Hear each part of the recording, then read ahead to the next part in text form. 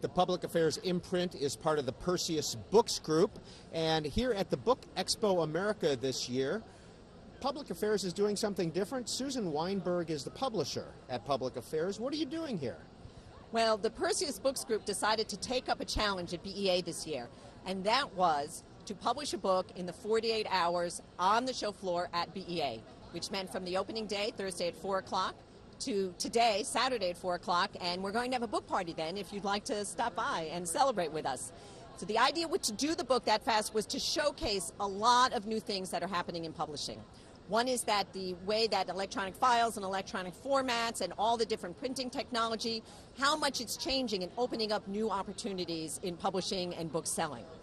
And the other was to continue and more intensify some of the collaboration we're doing with other companies. There are lots of companies with lots of new ideas that can be very innovative for the book world. And when we announced that we were doing this, we thought we would ask some of them to come help, and we found also many of them came to us before we had a chance to call them. We want to be part of it. We want to help. We have over 20 companies participating in this project with us and Public Affairs and Perseus Books Group to create the book. Well, Susan Weinberg, let's walk over here because you've got a whole schedule of events going on that you've done, and you've got a storyboard here. Storyboard. Of course, the first thing we had to do was say, what's the book? We had the idea for the publishing, but we, of course, had to have a good book. And the way we created this book was through crowdsourcing. We started a website, www.bookthesequel.com, and we spent a month inviting people through all kinds of social networking mechanisms, inviting people within the industry and also outside, people all over the world, to contribute to the book.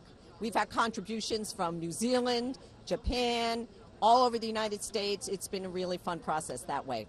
What's the book about? So the book is sequels. It's the first line of it's the first line of an as yet unwritten sequel to any book ever written. It could be something like Call Me, Ishmael, which is Moby Dick's Guide to Dating at Sea. Or it could be something like They Were Not the Worst of Times at All. Things got a lot worse after that. The Tale of Three Cities by Charles Dickens. And we created the idea for the book. People wrote, and at 4 o'clock on Thursday, we started the editing process of picking and organizing these sequel lines. We also said to the art director, we're not sure exactly how the book is going to come out, so we need a few covers that we can look at and pick the best one when we have contributions and comments from people at the show. Susan Weinberg, when you pick a cover, is that one of the first things you do with a book? It's not one of the first things you do when you're talking about a book, but it's one of the first things you do when you're getting ready to actually publish the book. That's when you know really what the book is, and the cover it's a really important marketing tool, and it is the clothing that the book wears out in public. And I always say we never send a book out naked in public. Well, we have 4 titles up here, 4 covers up here. Why did you decide on this one? Well, when we put all these 4 together on the board, we got a lot of comments. But the thing that I love to watch when people are looking at covers is their very quick visceral reaction. Because once you start talking about a cover and going into it, forget it. People in bookstores don't discuss the covers. They have a very quick visceral reaction, which is, am I going to pick this book up or pass it by? When we had these 4 covers up here, everyone's eye went to this one. Why?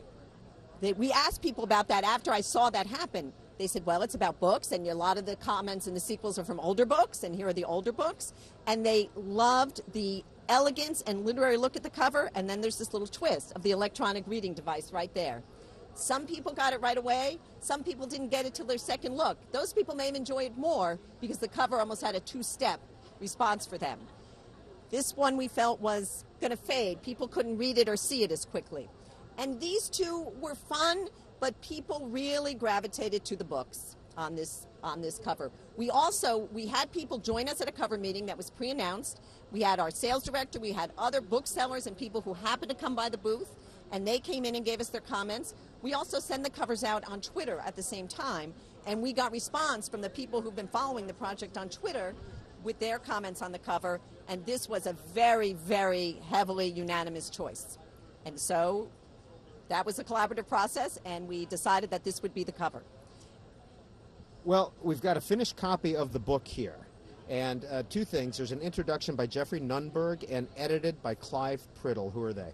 Clive Priddle is the editorial director of Public Affairs, and he's the one talking with his author, Jeffrey Nunberg, who's a linguist at University of California, Berkeley, and they came up with the idea together. So Clive ended up editing the book, and we asked Jeff if he would write the introduction. Jeff has written several books for us at Public Affairs. He's a commenter often on NPR. He just seemed to have the right touch for it. Well, let's dive in here. Let's just pick a page and see what we find, and you can explain it to us. As I Lay Undead and Dying is a chapter, a part 6. Yes, well, there were a lot of zombie contributions. And there were a lot of contributions from certain authors. I don't know if I've got that right in front of me, but I know if we come over here that we have some people who have that information. Hi, Nikki. Hi. Do you have the sheet of the most sequel titles? That's what we're looking for right now. I do not, but I would try Augustina. After I see that. Nikki, what are you working on? Oh, this is actually a very important part of the project. Nikki, what are you working on? I'm working on the digital audio edition. So right now I am waiting for, here's your list, I'm waiting for final audio files to come from Michigan, from our audio studio there. And I'm going to proof them. I'm going to do that right here in the booth with headphones. And then once I'm okay with them, I'm going to upload them to our FTP site and let all of our vendors know that's Audible, eMusic, and Overdrive. And then they can go on there, they can pull down the files, they can put them on their sites, and we'll have an audio edition. So in other words, you've already recorded an audio vision. Why in Michigan? We have a great relationship with the studio out there. So he's just done good work for us. We love him. He's fast, he's reliable, and we're going to... And he was willing to do it in one day. We got him the manuscript, was at 11 a.m. yesterday, and he got us the file by this morning. So we needed, and he read it himself. He often does that. He's a book producer, audio book producer. And now the digital downloadable audio will be available by any of the people who sell and distribute those sorts of things. Will this also be available on Kindle?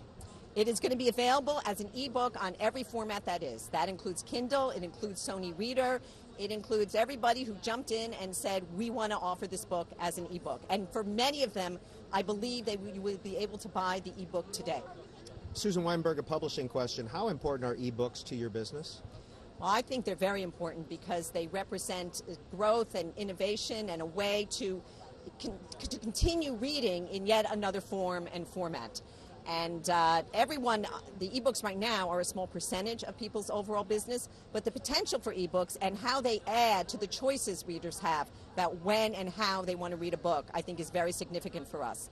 I also think in this world where everything is happening so quickly, we have sometimes been able to get books out in ebook format faster than the print book. So we have sometimes when we've had a book that's very time sensitive, we did this last year at Public Affairs with George Soros' latest book on the financial crisis. We released it as an ebook, and it took almost 5 to 6 weeks to get the physical book out there. But the message was so important and time sensitive that we let readers have it as an ebook first. Dry erase board here. What is this schedule of events? Here showing all the things that we're doing today, Saturday, which is our second full day of publication and is going to end at 4 o'clock. Today we had the book website created right here at the booth.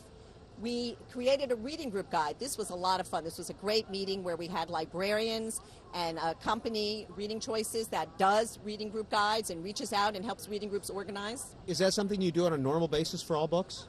We don't do it for all books, but we do it for a significant number of books, and a lot of publishers do. It's a very popular way, not only for books for reading groups, but it helps teachers doing the books in classrooms. It helps librarians who run readers groups. We also had a couple of librarians join us for this meeting, and we have some great ideas for a reading group based on Book the Sequel, but that also pulls in a lot of interest in reading and ways of talking about books and what people remember about books and how they matter.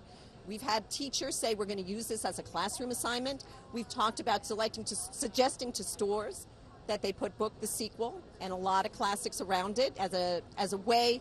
Again, we see this as a very collaborative project. We see this as a fun thing for everyone to have a role and a role to play in it.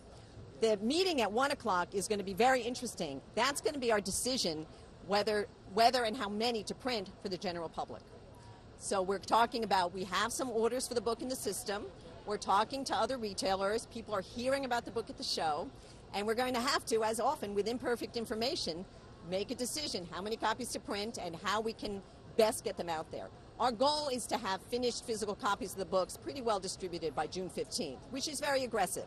and which, frankly, if you were laying down Dan Brown, you couldn't do it that quickly. But with this project, we believe we can do it.